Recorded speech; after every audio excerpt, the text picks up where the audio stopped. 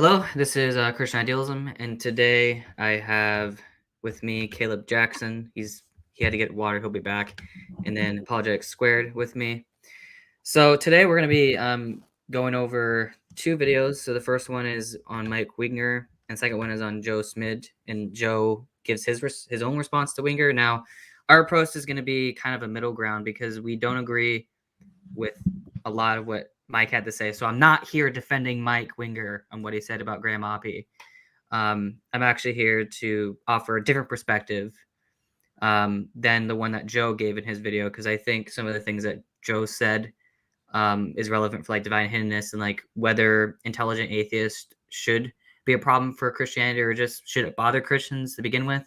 So that's kind of like the main theme of this whole thing is like basically should intelligent atheists bother Christians? And we're going to go over kind of reasons why that's not the case. But before we get to that, how are you guys doing? It's going well. I am adequate. Yeah. Cool. All right. So we're going to start off with Mike's video. And the first time I watched this, let's just say I was kind of cringing. And so we're going to be responding to our own criticisms of Mike, because again, I'm not here to defend Mike. And then we'll go into Joe's video to see what he has to say about this, and then how this relates to the question about should intelligent atheists bother Christians. Is there anything else you wanted to say? Yeah. Sorry, I didn't interrupt. Do we have like timestamps for Joe's video, or are we just like piecing it together? I know we didn't spend a huge amount of time. Because this is like a last minute thing. Okay, well, it's fine. We'll do it. So it's fine. Okay, let's go ahead. By why there are brilliant philosophers of religion like Graham Oppie who are atheist, I sometimes feel like I must be missing out or missing something. I used to be shaken by that. I think that what happens is when we don't understand an issue, we tend to look for people who we respect that we feel like they do understand it. And then we may not really get all their explanations, but we respect, and this isn't a bad thing, right? We respect them enough to go, I'm trusting your judgment here. And when you see somebody who looks like they have good judgment and looks brilliant and well informed on an issue, and they have a conclusion that's different than you, it's totally natural to be like, wait, what if I'm wrong and I don't know what's going on here? Let me just say this to start off with. If nothing else, it's at least a tie. It's at least a tie because there are brilliant, and right, Graham Oppie is not an internet atheist. He's a brilliant philosopher, highly respected. He's not, and I'm sorry, if you're an atheist on the internet, the stereotype that you have of Christians, that we're all just these ignorant people who don't even know our own Bible, and we're just fundies who don't really think deeply about, that's the reality of the situation. But you get guys like Graham Oppie. Now, why is it that I'm not stumbled anymore by this? Why does this not bother me that there's like a brilliant man, much smarter than me, who is an atheist? I'll give you a few reasons. Graham Oppie, to take him as an example, he, to my knowledge, is not the kind of atheist that you're thinking of when most of us say like atheist.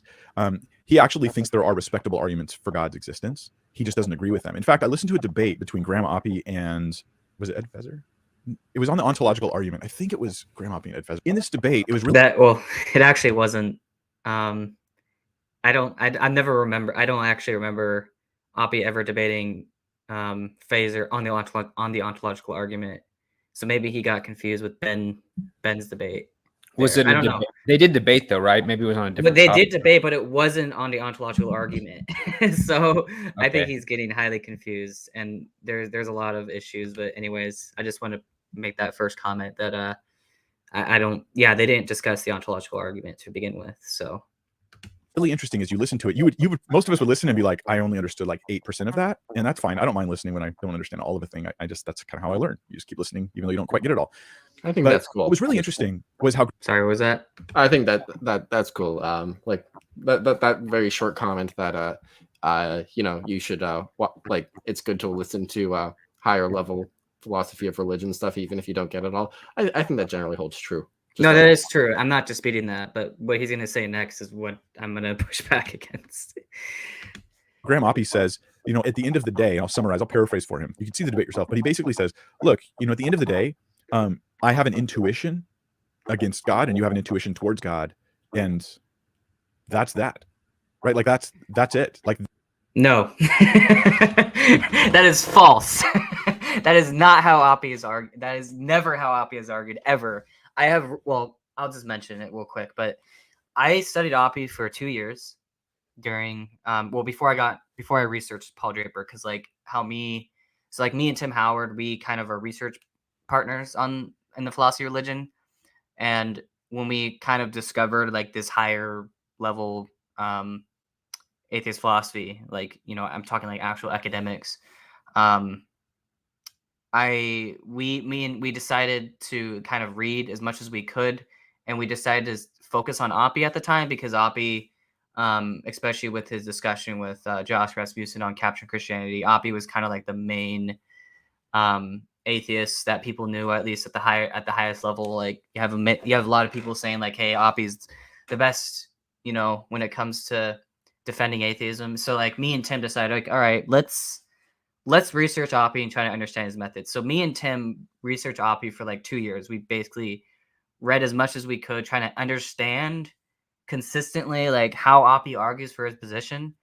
And there is no point in that where we came to the conclusion that, oh, well, Oppie just came to the conclusion that God doesn't exist because he has this intuition against God. Like, that is not how Oppie argues. In fact, if you even read, so like the two general ways to understand Oppie's take on the philosophy of religion, let me remove this real quick. So we have the best argument against God, and then we also have more recently, is there a God? And if you read these two books, you're going to kind of understand where Oppie comes from. And now, granted, how he argues in this book is more of an updated version of this book. But at no point does Oppie ever argue that, well, I just have this intuition that God doesn't exist, and that's why I'm an atheist. That's just like, that's not how he argues. Okay. How Oppie argues is he basically wants to look at worldview comparison. In fact, I emailed this about, I think, a year and a half ago. I emailed about this after I read his book, trying to like understand like where he's coming from. And what he basically told me was that how he argues for naturalism is that you take the total commitments of your worldview, so anything you believe, and then you reduce them down to what's called your axioms, or any beliefs that are not derivable from other beliefs, and then you count those beliefs, so those non-derivable beliefs, and then that's going to be the amount of commitments in your worldview. Okay. And what he argues is that when you count the number of commitments in your worldview that are non-derivable, so he calls them basically the axioms of your worldview, the one which has the least amount of axioms, which can provide the most explanatory power, that's the one, that's the better view. That's the better worldview. Okay. That's how Oppie argues for his position. So it's more of a global worldview comparison, which means it's just false to say that like he believes naturalism just because there's an intuition behind it. I know this because I researched him for 2 years and I understand how his method works. And that, like, at no point in any of his articles or any of his arguments does he include that as like a reason why he's an atheist. And I'm not sure where Mike is getting this from, but it's just false to say that like he's an atheist because of this. I don't know. Is there anything else you guys want to add? I off the top of my head came up maybe with something to say in defense of Mike. Maybe you could say, well, okay, well, isn't this framework that Oppie uses to justify his belief in naturalism? How does he define this framework, like for counting out or for comparing worldviews in this way? Is that based on intuition? So, like, do we have this revenge problem where, like, we could just push back his comparative framework to intuition? Okay, so I would agree that the way that Oppie does his worldview comparison is wrong, but not for that reason, not just because it's counterintuitive, or that he, you know, like the reason why he defends this particular way of doing it is because it's just intuitive. I'm not really sure. I mean, I don't think that's what Mike was talking about. Because I don't think Mike actually understands like how Oppie actually argues for his naturalism. So if I could be charitable to Mike as well, I agree that that was a very sloppily worded response in terms of using the word Yeah. intuition.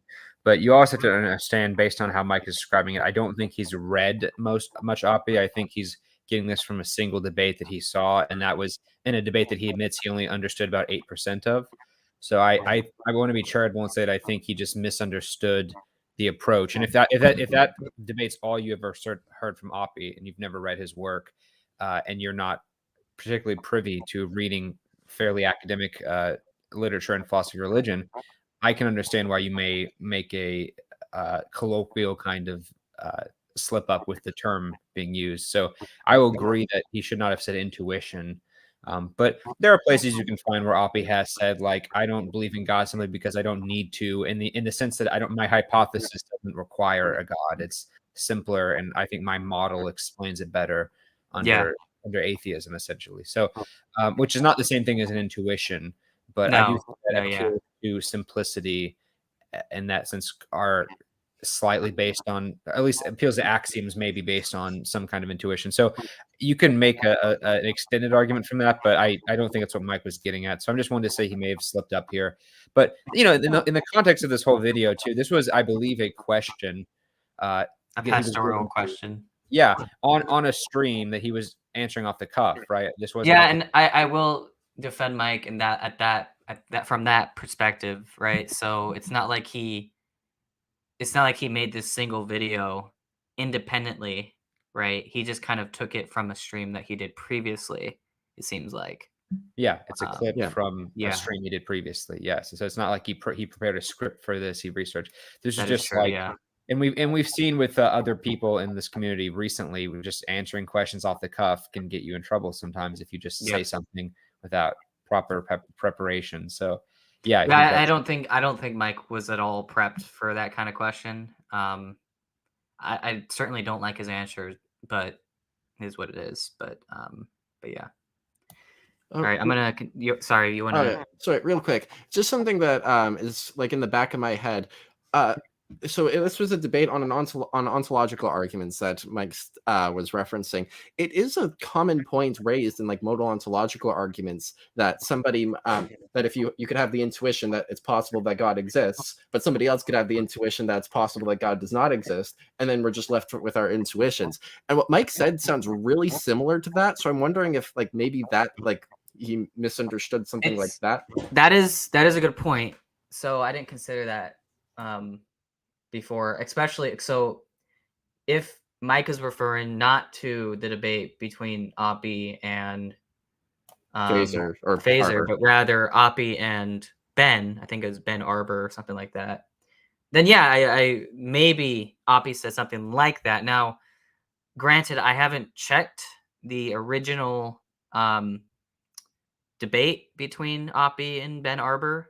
Apparently, sorry, I'm just looking in the comment section of Joe's video, and apparently he did, and couldn't find anything in the transcript of that video either. Okay, well, I'll trust Joe's judgment there then, because I'm not gonna say that. I guess the point is, like, I think Mike should have included like maybe a timestamp or something of where Oppie said something like that, but it's not clear to me that he did that. So it might just be miscommunication on Mike's part, but yeah, anyways, let's continue on and we'll get to it. That's ultimately why I'm going to land on the atheist side. It's not because my arguments are better or stronger. It's because I have an intuition one way and you have an intuition the other way, which is really trippy because it means that him, this high up philosopher, wasn't like, I have these solid reasons why this is absolutely the case. Not that he doesn't try to marshal his arguments, but that he thinks the deciding factor is your intuitions. Now, what's really trippy. Yeah, I don't think that's the case. Maybe in the context of ontological arguments, but I don't think that's going to really work. You guys still there? I just want to make sure my internet didn't. No, your internet cut out. We're all figments of your imagination. All right. Funny thing though, some Bayesians will tell you like, hey, it all just comes down to your priors. So maybe that is, yeah, but I mean, that's probably not what Mike's getting at. But like, notice if we're talking about ontological arguments, then maybe you could like make some like intuitive argument, like, hey, I found theism more intuitive, and so therefore it's like metaphysically possible or something. But yeah, anyways. Be here. is on an atheist worldview, I don't think your intuitions are all that trustworthy. Okay. But on a Christian worldview, when you look at this through the lens of Christianity and you interpret if Graham Oppy's correct in his conclusion there, then it would mean that there are people who have issues that are other than the argumentation, which are causing them to decide for God or against God. And that would be consistent with a relational choice about God. That underneath the... Yeah, so I just want to rant about this a little. So what he kind of sketched out here was like an argument from intuitions, which is like basically like, hey, premise what our intuitions are reliable, but then you could say like the probability of our intuitions being reliable is much higher in theism than naturalism. So when I first listened to this, that kind of raised a red flag with me, because like what it seems what the way Mike's thinking about this is that we have all these arguments for and against the kalam, the problem of evil, blah blah blah blah blah, but then they all ultimately kind of just collapse, and then because of intuition. But then on top of the heap, we have like this argument from intuitions. But that's kind of like the mental picture I got from listening to him. But I'd want to push back against that mental picture, because I mean that is also going to be a problem, or like an argument that's pushed like back and forth in the literature of whether naturalism really, or theism or naturalism really does better predict the reliability of our intuitions. So then like it would also be part of the heap of all arguments kind of idea. Well, I mean, that's a separate argument, but yeah. I mean, I guess... But like he was saying that, yeah. sorry, Go ahead. It sounded like he was actually like referencing an argument for theism or for Christianity here, because he was saying that reliable being able to trust your intuitions makes more sense on Christianity. I know he's not a Calvinist, so he's not going to go the full like presuppositionalist route, right? So maybe you could kind of run that kind of argument. He sort of does that later in the video, though. Like I know he's not a presupper, but he does use some similar language at certain points. That is true. Yeah, I'm just like, my point is just like, if he wants to say like the arguments the arguments all kind of fall away and we're just left with our intuitions, the argument from intuition would be one of the arguments that fall away. Yeah, good point. A lot of our argumentation is ultimately not just a bias, but potentially a relational decision we're making about God. And that's my interpretation of how I would do that. So what I'm saying is this: no matter how smart you are, you're stupid compared to God. And you may be still ultimately finally driven by things other than the intellect, other than the mind, things that relate to the heart. These things may ultimately be deciding where you land on these issues. Jesus kind of hints at this, where Jesus says that if anyone desires to know the truth, I'm paraphrasing here, I can't remember the exact words. If anyone desires to know the truth, then he'll come to me. If anyone wants the truth, he's going to come to me, which is a really bold statement. But it would be consistent with this observation that there's like something else inside of us that we're not really that good at identifying. So in the end, it's worst case scenario, there's a tie along the evidence. Now, on the other hand, you have a brilliant guy like, say, Alvin Plantinga, who his statement about the non-believer, the atheist. Oh boy. Sorry. I don't like Joe mentioned in his video, he didn't get the tie amongst the evidencing. I don't either. I'm not really sure what Mike's getting at here. Yeah, I'm not really sure. We can probably discuss that more. I don't think Joe responded to the latter part of this video. I think maybe like what he was referencing is like if all the arguments fall away and we're just left with our intuitions, while the atheist has their intuitions, the Christian has their intuitions, and that's the tie. Like trying to interpret him charitably. That maybe I think that might be. So the intuitions are tied. I mean. Okay. Yeah. Like they're on a level playing. At that point, you should just be agnostic, though, right? Wouldn't that be really safe? And I think Joe would agree with that point. Like, I mean, he's agnostic anyways. But couldn't you be a Pascalian at that point if you think it's like about 50-50? Then you might as well take. Well, you would have. Well, I know Joe. I don't think Joe agrees with Pascal's wager. So like, maybe he has some like reasons to reject that kind of like practical reason to believe or something. Yeah, I would just have to punt to Liz Jackson and Michael Rhoda and others, just because I haven't looked at Pascal's and probability theory in that regard. But yeah, that just was. But I think Joe would just say you should be agnostic at that point, which I think is where he finds himself. Yep. In that way. Did you want to continue? Because this isn't the part that Joe responded to. I think we can go on to Joe's video because this is a lot longer and there's a lot more to digest. Yeah. All right, do you want to learn to think Sorry. No, we don't. Okay, there we I go. do No. want to learn to think biblically. Hey everyone, welcome back to the Majesty of Reason. I'm Joe Schmid, and today we're looking at a recent video Mike Winger made about Graham Oppie. I normally don't dip my toes gonna into this kind of skip content, but Mike's video to ruffled my... here. Joe, Okay, I so think that Joe was Schmid on not fun. 1.25 will be really fun, but You want to do 1.5 for Joe? no, 1.2. Is he on 1.25 right now or 1? Yeah. No, he's 1. Oh, I thought. Okay, no, I'm sorry. I thought he was on normal. I was like, I'll put him No, on 1.25. no, That'd be, yeah, no, that'd be kind of weird if he was. that would be a lot. Yeah. All right, let's start this. Let's proceed through the salient points, one clip at a time.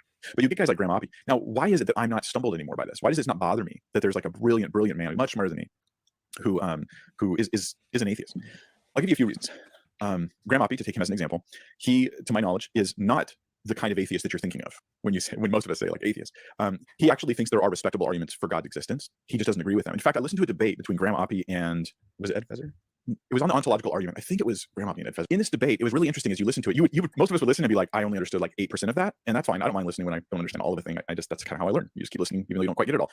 But what was really interesting was how Graham Oppie says, at the end of the day, I'll paraphrase for him. You can see the debate yourself, but he basically says, look, at the end of the day, I have an intuition against God and you have an intuition toward God, and that's that. That's it. Like, that's ultimately why I'm going to land on the atheist side. It's not because my arguments are better or stronger. It's because I have an intuition one way and you have an intuition the other way, which is really trippy because it means that him, this high up philosopher, wasn't like, I have these solid. To be sure, I used a transcription software to transcribe the entire video and then combed through the script. The word intuition didn't even...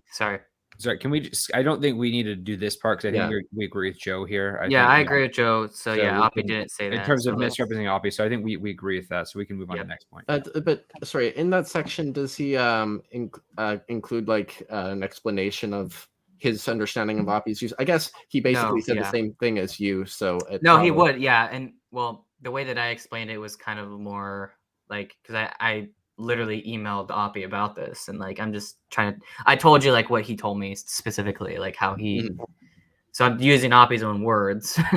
But yeah, anyways, I don't need to explain what Oppie's views are because I've already done that before, so let's just continue with Mike's video. Now what's really trippy here is, on an atheist worldview, I don't think your intuitions are all that trustworthy, okay?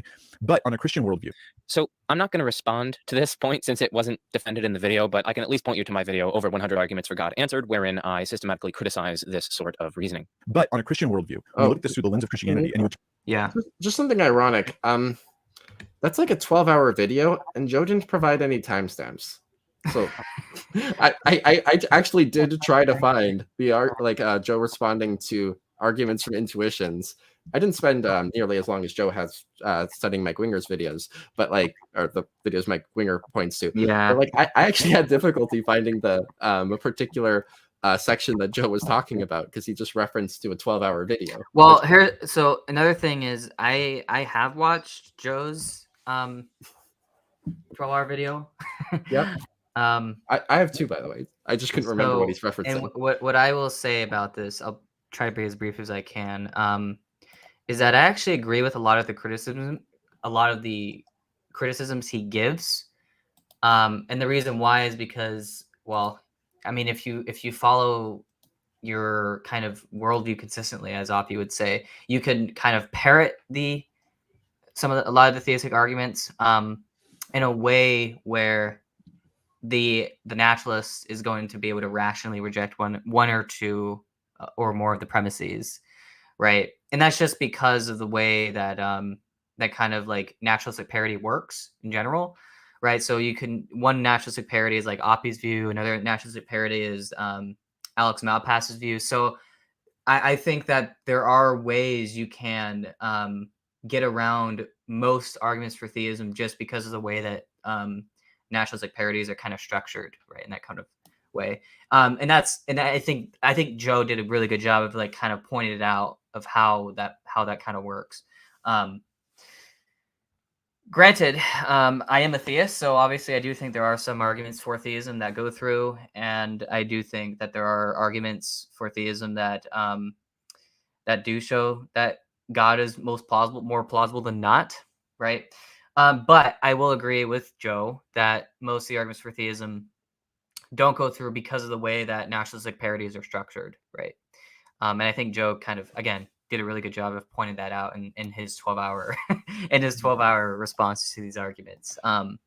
So yeah, that's all I'll say on that point. But did you guys want to continue on now, or anything else? I just wanted to mention, well, two things. One, like this, my comment wasn't supposed to be a criticism of Joe. I just kind of found it funny. Okay. Also, I respect both of these individuals. I respect Mike Winger and Joe Schmid quite a bit. So yeah. I don't know how my tone has been coming across throughout the video, but yeah, this is all really off the cuff for I think all three of us, right? No, yeah. I'm not really being not trying to criticize Joe here. Just kind of like trying to offer a different perspective on this. So. Just because, but Kyle, just because you're buddy with Joe doesn't mean you can't, push back a little bit. No, I will. I will push back, but I'm sure he would want you to. He's no, cheering. Come on, no, Kyle, give me a good one. Don't worry, man. Don't worry, Joe. If you're watching this, I will push back against you. So, anyways, let's continue. Interpret if Graham Oppy's correct in his conclusion there, then it would mean that there are people who have issues that are other than the argumentation, which are causing them to decide for God or against God. And that would be consistent with a relational choice about God. That underneath a lot of our argumentation is ultimately not just a bias, but potentially a relational decision we're making about God. And that's my interpretation of how I would do that. So what I'm saying is that the first thing that I want to say in response to this is that we don't have control over our beliefs. And so painting this as a decision for or against God is mistaken, I think. I dare you, the audience, I dare you to just believe right now that Australia doesn't exist. Just do it, right? Believe Australia doesn't exist. Now, if you're like me, you find this demand utterly baffling, right? You can't just believe Australia doesn't exist. That's not something. I think we all agree with Joe on this, right? No, so I think that it's actually kind of hasty to generalize from some beliefs that you can't control. So like a more general, you can't control any of your beliefs. I find that somewhat hasty. I think that there are some beliefs that it is plausible that you could control them. For example. Oh, sorry, go ahead. Oh, no, you go. Well, I was going to say, so I would say there are certainly beliefs that we can't control. So, for example, like epistemic beliefs. Like if I'm very confident in a proposition like the Earth is a globe or that Australia exists, then obviously I can't control that belief. Mm-hmm. Yep. But there might be some other beliefs that I should be able to control if they're not epistemic, right? So. Well, something... Well, one thing that I think that you might be able to control is, say, your political beliefs, and might be because you have the access to two communities, like, say, a left-leaning community and a right-leaning community, and you can kind of control how your credences shift towards one view or another based off of which community you decide to spend time with. So, but yeah. Go ahead.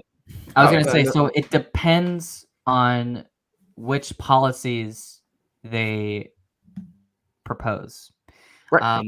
Now, I certainly think you can't control a political interpretation. So if we're talking about beliefs that require some kind of interpretation, then yeah, I think we can control that pretty obviously.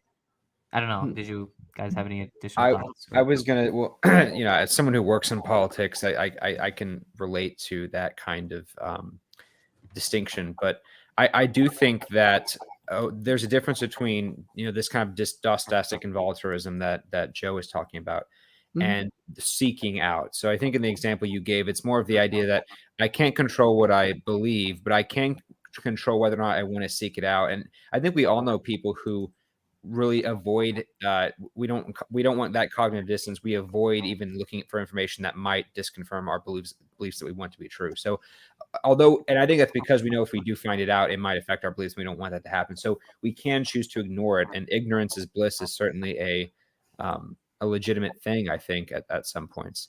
So there's a little bit of that. But I guess you could say with philosophy of religion, they are choosing to engage in that. And so I don't know if that's a good analogy. So I don't necessarily disagree with Joe there. Although I will say that if I did come to believe that Australia did not exist, I would then believe that Graham Oppy didn't exist, in which case this is probably yeah, very funny. It would help. I just a person like I don't know, anecdotal evidence. So after the conference, Kyle, I don't know if I ever told you this, but like I was thinking about Pascal's wager, and you were an idealist at the time, and you were really you and Tim were really excited about idealism.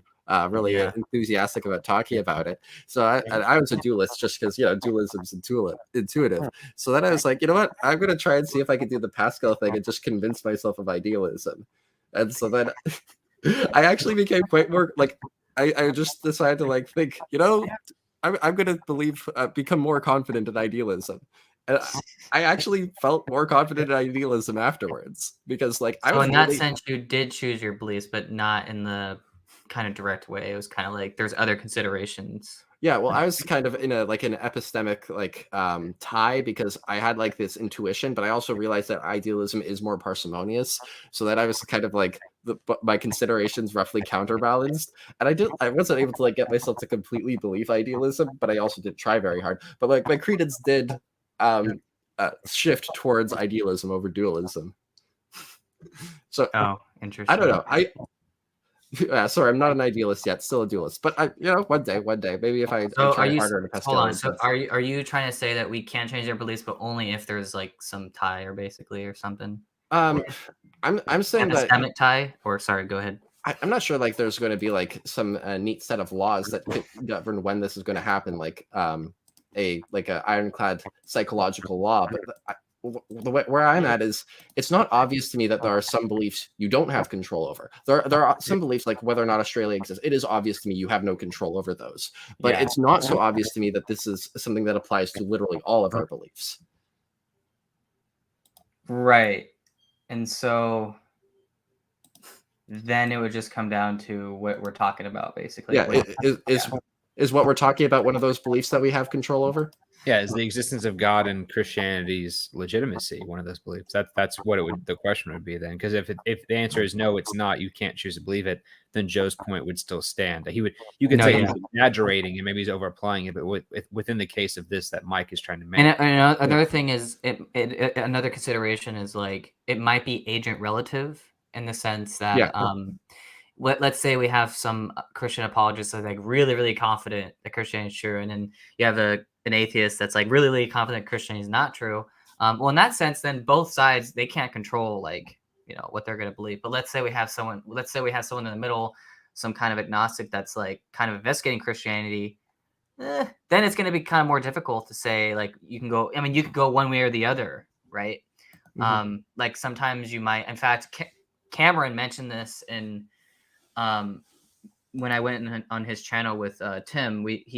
I think he asked something like, if Christianity or if theism were true, would we expect people to have like rational disagreement? Like, you know, you could say that the evidence can go one way or the other.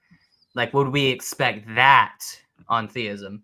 And I would say, when my response to him, like, well, yeah, because that can bring alethic goods and stuff like that. But the point here is like, that's an example where you could, at least in principle, choose your beliefs, right? Like you can go one way or the other. Now, if you do choose, let's say you're agnostic and you do choose that like God doesn't exist, that could change depending on the circumstance. And I don't know if maybe Joe, like, I don't know what his thoughts are in this, but like maybe Joe is like, he just can't decide either way because like he thinks the evidence is like underdetermined. Like, so maybe the evidence is so underdetermined that like you can't choose one way or the other. And so then if we're going to interpret Joe in that sense, then I would agree with Joe that we can't change our beliefs, even if the evidence is tied, right? Because in this case, you could say, well, the evidence is so tied that you can't possibly choose one way or the other. And so then Joe would be correct. But it just depends.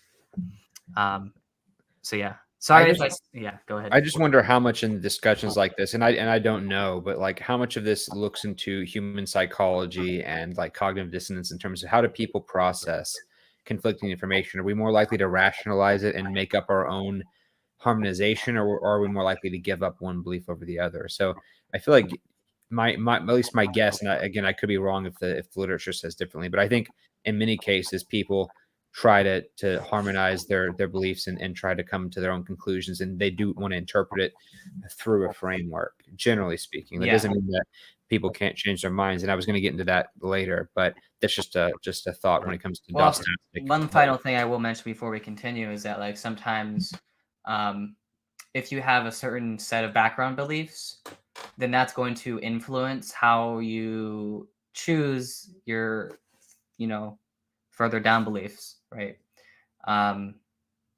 So yeah, that's their consideration. But yeah. Anyways, I'm gonna continue on. I think I've said enough on this. Thing under your control. You just helplessly find yourself believing it based on your evidence and experiences. And if you didn't like that case, and if you're a Christian, I dare you to just believe in Hinduism right now, right? Just do it. Just believe in Hinduism. Make yourself believe it. It's a relationship with God, right? I mean, that's like asking Mike to choose to be in a relationship with Vishnu. It's not something he could rationally. Okay, so this is a good point in the sense that I agree with Joe that Mike Winger is not going to be able to choose to have a relationship with Vishnu. But that's because now the reason why that's the case is because Mike Winger just isn't convinced that like Hinduism is true. I think isn't that where Vishnu comes from? Yeah, I believe so. Yeah, I'm pretty Yeah. sure. Yeah, it is. But here's a question. Let's say Mike Winger, still not convinced of Hinduism, but decides to pray to Vishnu every day. And I don't know. I'm not very familiar with Hindu practices, but whatever Hindu practices are that there are relating to Vishnu, and he tries to take on a particular reverent attitude towards Vishnu, despite all the while not believing in him. Well, I still think that he wouldn't have a relationship with Vishnu because Vishnu doesn't exist. But if he did, if Vishnu did exist, I don't know. It seems suspiciously relationship-y to me. Maybe you could say in the scenario he doesn't have any particular reason to do that, and that would be the motivating factor. But then what about Pascalian considerations? So that's where my brain goes. So the question is, could you have a relationship with something that doesn't exist? I mean, in principle, you could have a relationship with the idea, right? So ideas exist. So for example, if we have the idea of Vishnu, then yeah, you can have a relationship with the idea because the idea is a real thing, but that doesn't. There's a difference between the idea of Vishnu versus Vishnu. So you could say that Vishnu doesn't exist, but the idea of Vishnu does. So in that sense, you can have a relationship with Vishnu, at least the idea of Vishnu, if that makes sense. So yeah, I mean, yeah, you can choose to have a relationship at least with the idea of Vishnu. Now, of course, as I mentioned earlier, Mike's not going to be able to choose to believe that Vishnu actually does exist, right? But you could freely choose to have a relationship with the idea of Vishnu. So I think that's an important distinction to make. But yeah, just as a tidbit with that, I think it's interesting. There actually is at least one case I know of a Christian philosopher who converted to Hinduism after he had been studying Eastern religions for a while, and then when he began, participating in it, he had what he claimed was a religious experience with Krishna, I believe it was, or Vishnu. I think his name was Michael Suduth. So I get whether or not he voluntarily did that, whether or not he willed himself to believe that because he wanted it to be true, or whether or not he was persuaded and compelled, I can't say. But I do think that when you look at specific examples, sometimes it's not overly clear which category it falls under. Right. So anyways, let's continue. Do in light of his current beliefs over which he doesn't have control. Now, I actually think that some Christians probably have to paint atheism as a decision to have their eschatology make any sense. Okay, yeah, and I would agree with Joe that if you're going to go down that route, then your theology is pretty bad. So I'll see if you want to skip into latter sections or... Yeah, I don't have much to say on this section. Let me just see what he has to say. His claim about relational decisions undergirding our argumentation might be true for some people, but it's doubtful that it's true for all people. And we don't have any reason to think it's specifically true of Graham Oppy. Again, I haven't even been able to confirm that Oppy even said what Winger alleged. Grant that Oppy said what Mike attributed to him. That love and justice and mercy can prevail over the forces of evil and injustice. I've spoken to countless well-intentioned, reasonable, informed, reflective non-theists who expressly desire that God exists and want to believe in God, but simply find themselves unable because their evidence tells against it. I myself wish I could believe in God and hope that God exists, and yet I currently find my evidence and reasons for and against God's existence roughly counterbalanced, and as a result, I find myself suspending judgment in whether God exists. So much is this true, in fact, that I say conditional prayers of the form, God, if you exist, please help me to grow in virtue and knowledge and love, and please help me to come to know you. This is eminently rational for agnostics. I mean, to give an analogy. Sorry. This is why Joe's one of the cool agnostics. No, yeah. No, yeah. I've asked Joe about this. Do you pray? He's like, oh yeah, I do. of course, it's different than because like he doesn't believe God exists, but he's kind of like, you know, he's agnostic, right? He's agnostic whether God exists. So yeah, that's good. I wonder if he needs to include the conditional, because if God doesn't hear it, then like if God doesn't exist, then he doesn't hear the conditional, and if God does exist, then he doesn't need the conditional. So That is maybe true. he should just pray to God. Yeah, you get that little dilemma there. All right. Yeah. Also, before I continue, Joe has said in the comments that he addressed the hasty generalization objection, the indirect dogmastic voluntarism objections. Oh, I'm sorry. I didn't. I haven't. I have your comment section pulled up, but I haven't. Like this was fairly off the cuff that I was invited. I was invited like probably an hour before this video. So Yeah. No, yeah, and I think that's good because I don't. What was the indirect dogmastic? Oh, the idea of, like, you can choose some beliefs and not others. I will search his comment section for indirect dogmastic and voluntarism, Okay, as well as its In cognates. fairness to Joe, Kyle, we advertise this as respond to his video, not to his comment section, but I guess we can make an exception for well, that kind of clarity, yeah. right? Yeah. I'm just gonna see what he has to say, and then we'll get to the video itself. Okay, this is all relevant because I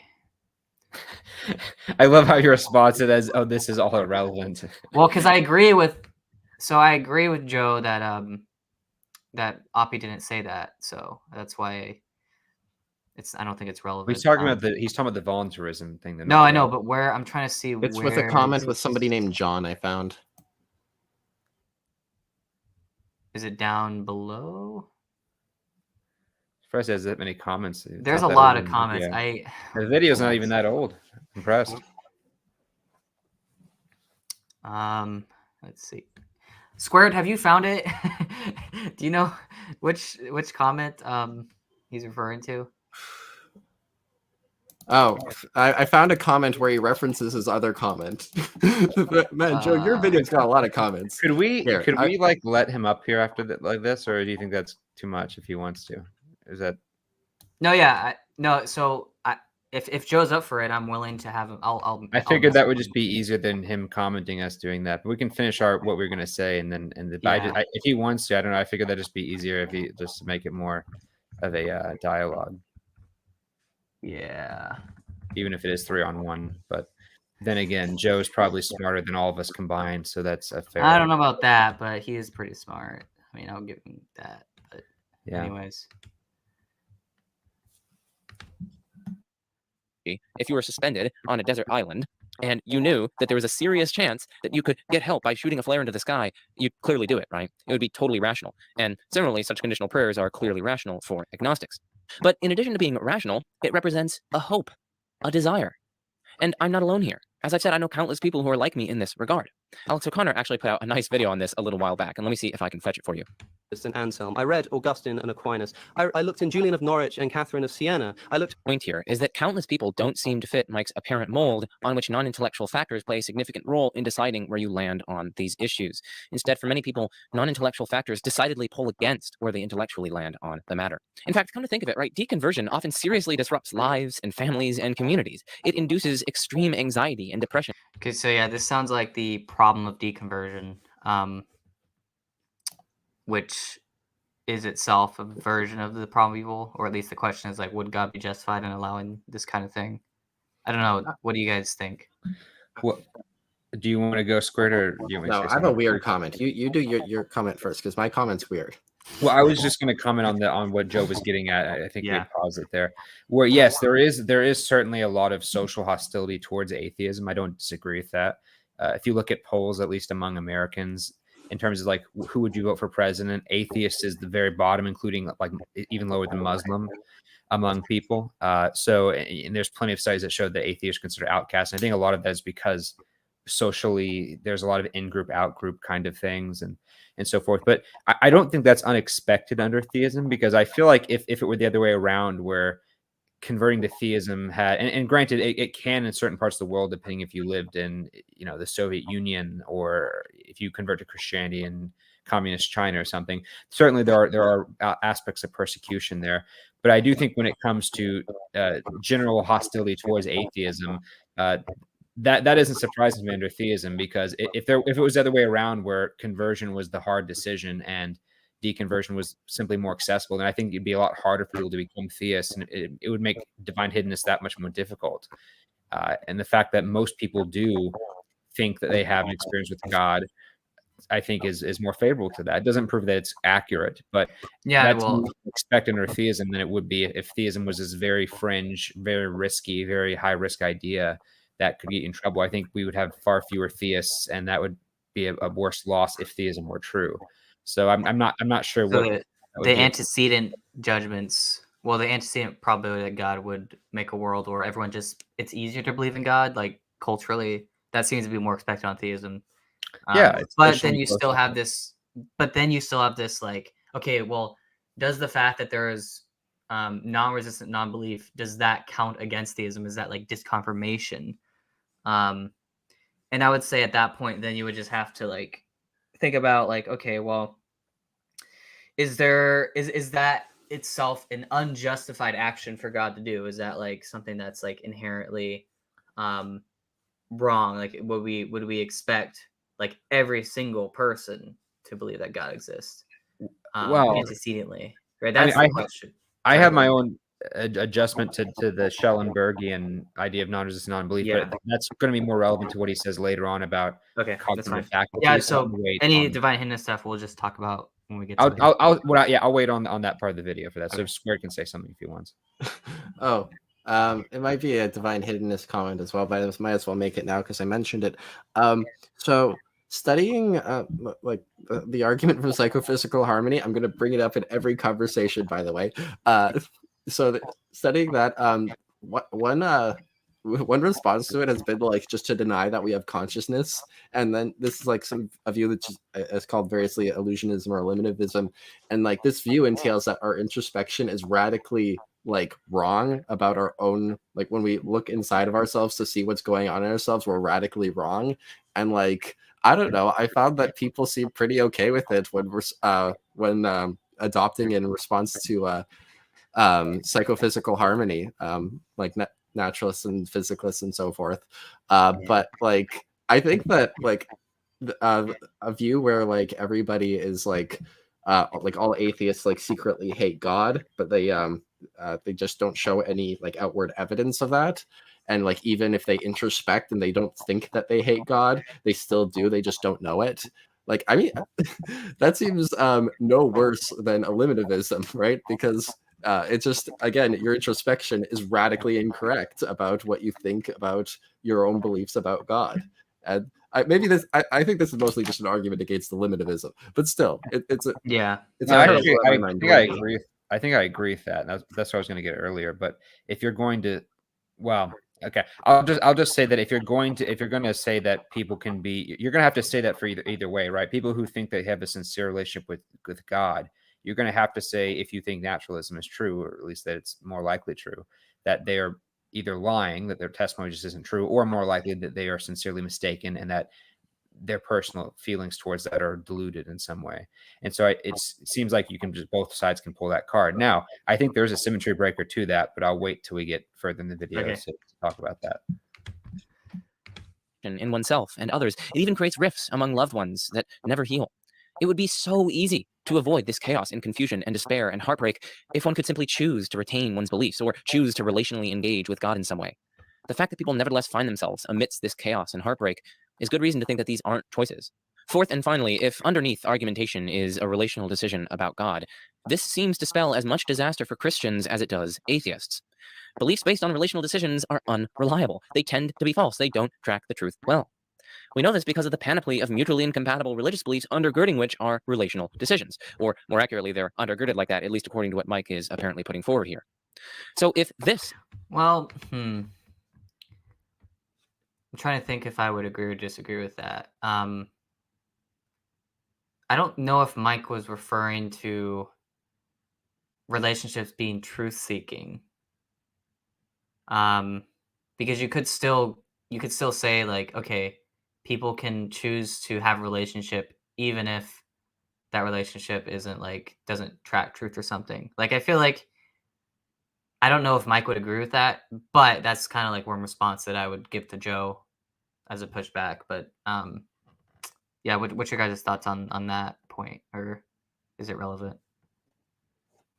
I didn't have any particular thoughts on that. Yeah, because that's just what I would say. Now, I don't agree with. I wouldn't use that as like, because I don't think that's what Mike meant. But that's what I would say in response, at least to Joe, that you can still choose to have a relationship with something, even if that doesn't like necessarily track truth or anything. So that's all I'll say on that. But yeah. Is the ultimate or primary basis for beliefs in this domain, if this is a huge factor that's settling where people land on the matter, then Christians should suspend their beliefs as well. So Mike's point here, therefore, does far more harm than good for the Christian. No matter how smart you are, you're stupid compared to God. And you may be still ultimately finally driven by things other than the intellect, other than the mind, things that relate to the heart. These things may ultimately be deciding where you land on these issues. So the first thing to say is that, again, as philosophers like Graham Oppy use the term intuition, they're intellectual or cognitive in nature, right? They're in the head. They're not in the heart, as I've explained earlier. Second, Oppy is quite explicit that it's the reasons that convince him. Indeed, he's recounted his life story many times on various different channels.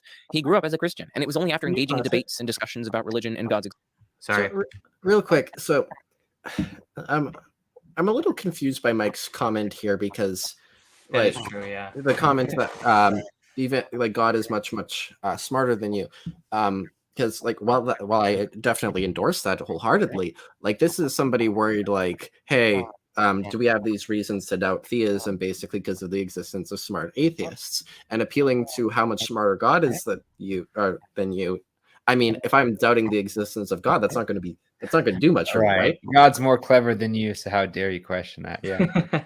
and I think that Joe would actually agree with what I'm going to say here, and that I think when you have this really unhinged kind of unrestrained divine skepticism, I don't think Mike is intentionally doing this, but if you're going to say, well, God just, there's so much we can't know and he's so much smarter than us, then you've really kind of castrated any predictive power of theism, because if God is so much greater than our reason, so much greater than anything, then we can't possibly predict what a world with God would look like. We can't make any philosophical arguments from God because maybe our intuitions are just so finite. So it doesn't help the hypothesis, because at that point you just have no reasons, because having reasons to justify this kind of presupposes that there are aspects of God that we can understand and that do conform to that. Not everything, but still. So I think having an idea, and again, I don't think Mike takes that view, but I think people need to be really careful when they say something like that of, well, God's just ways are higher than our ways, because if you take that too far, then we can't hardly know anything about God. Then you're gonna run into the skeptical theist. And then we can't. And then we have no reason to even believe God exists if you can't give any. If God is beyond reason, you just have to be a fideist at that point. Yeah.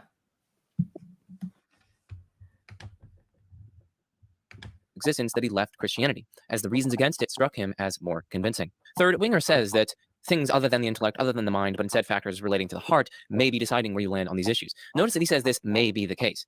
Now, as a matter of pure possibility, yeah, I guess it may be the case. But also, equally, it may not be the case. Unless you have evidence of bad motives or bad relational decisions, it's probably not good to speculate about that. Fourth, and once again, this point about the heart. Okay, I agree with that point that Joe made, so I won't comment on it. Cuts both ways. It'll spell disaster for Christians too. The heart isn't reliable, as shown by the myriad mutually inconsistent beliefs engendered by following the heart. Well, that's an interesting point. You know what's funny though is he says that, and then later on in the video he talks about how, yeah, my moral intuitions make it obviously wrong that God would flood the world, or that God would have the firstborn of the Egyptians killed, or what have you.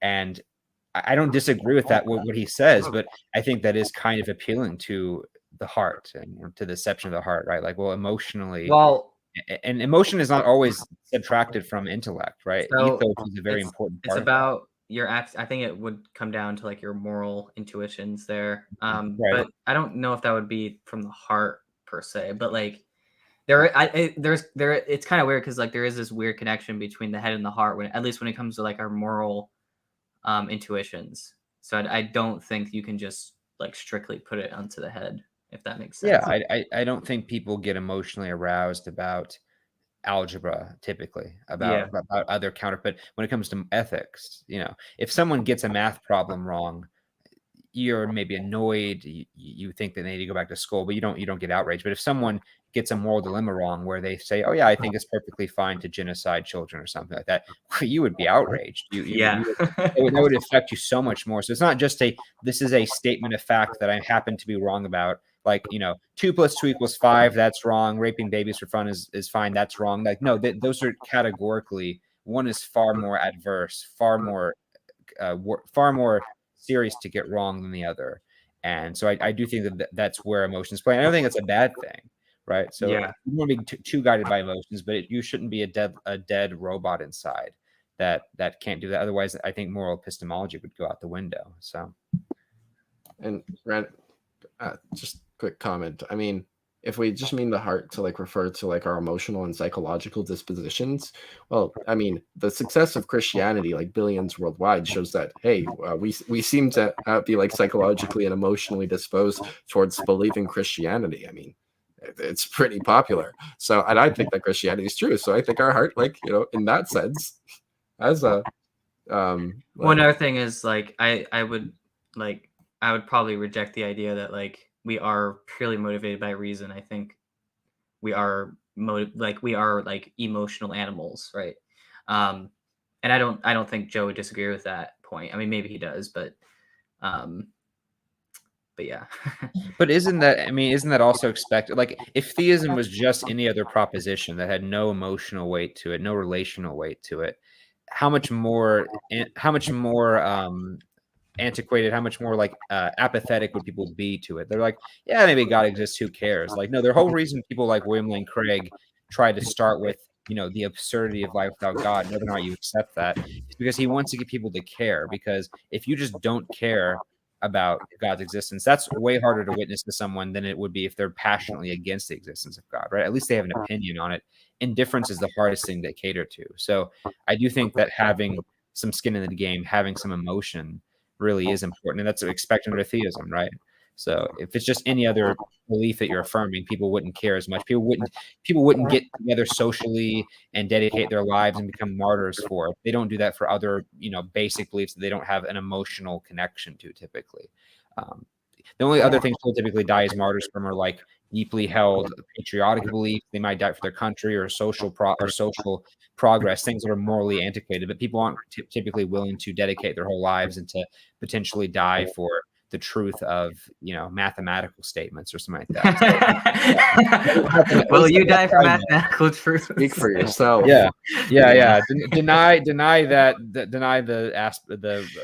ratio of pi, and you'll be executed or something like that. Typically it isn't. So I think that there's so much more virtue and goods that come about when you have this relationship and this emotion than you do from pure just intellect. And so they're not mutually exclusive, but it's not surprising to me. Anything else you want to add, Squared, or no? I guess no. Not. Okay. I'm just here for the eye candy. Okay. Finally, it's hard for me to see Mike's video here as anything other than the Christian equivalent of new atheists saying that smart Christians may. Okay, yeah, I agree with that. Wait, who's the eye candy, Squared? Oh, me.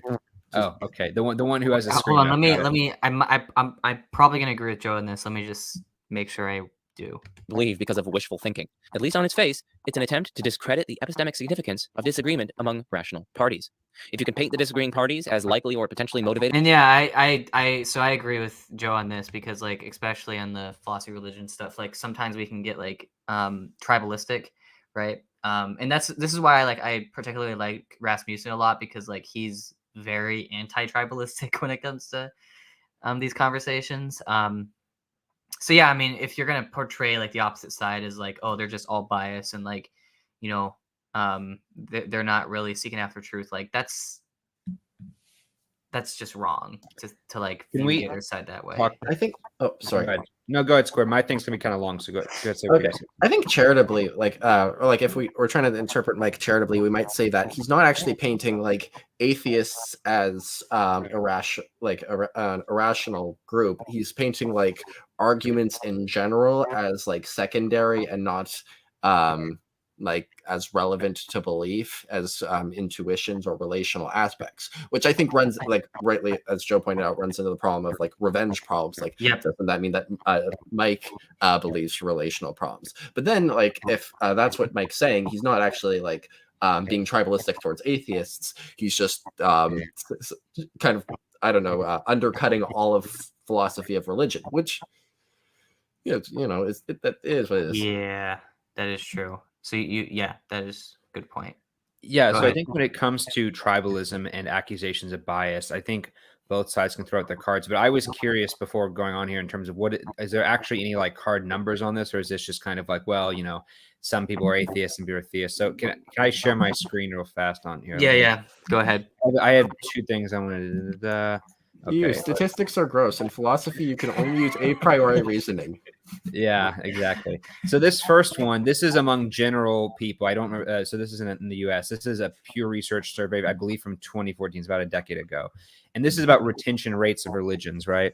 Yeah. So if you look here, Hindus have a very high retention rate. Jews, Muslims, Christians have an average retention rate around the 50s to 60s or so.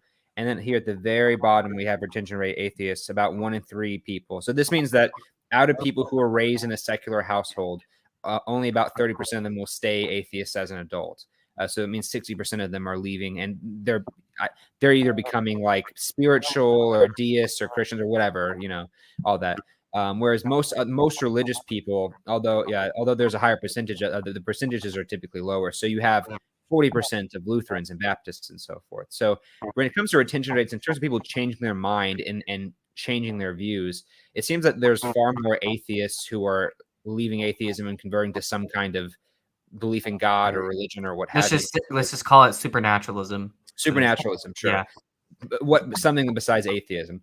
Second one, hold on, let me go back to here. Second study. This one is actually among philosophers of religion, which I thought was really interesting. Oh wait, your screen isn't sharing anymore. No, I know. I'm going to the next one. Oh, okay.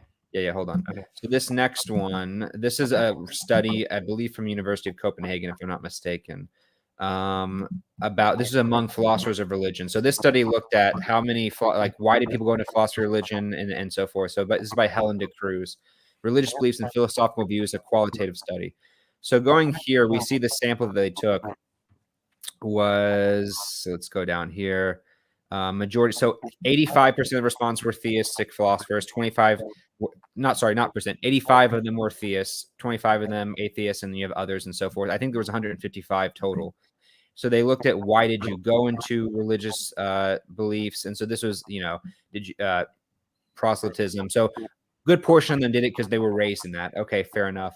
When we actually look at the other numbers, let me hold on, clear up here and read this real fast. Let me close this, stop sharing. So if you actually look at the data, so when it looked at data in terms of changing opinions and changing minds, 37 of the respondents did not change their mind at all, which was the majority of them, or almost a majority of them.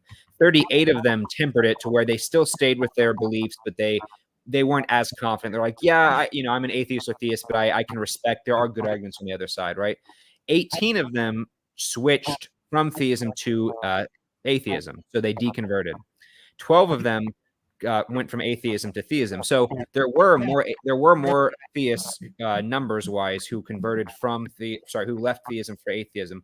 But when you look at 18 versus 12, when you look at the percentages, 85 of those were theists. So 18 out of 85 is way less than 12 out of 25. Wait, these are philosophers? So like philosophers of religion. So that means okay. So 12 out of the 25 of them had converted from that. So the point is, when you look at people who actually get exposure to philosophy of religion and to the arguments, there's a far greater trend of people leaving atheism and converting to some kind of theism than there is vice versa. So I don't necessarily buy this narrative of, it's equal, and there's no consensus, granted, but the numbers are not equal. And yes, many people who go into it were raised in it and don't change their minds. That's certainly fair, but the retention rate of atheism is far worse. So you have, point is, both among academics and philosophy of religion and among lay people, far more people are leaving atheism for some kind of supernaturalism than the other way around. And I think that's an important point when it comes to strength of arguments and when it comes to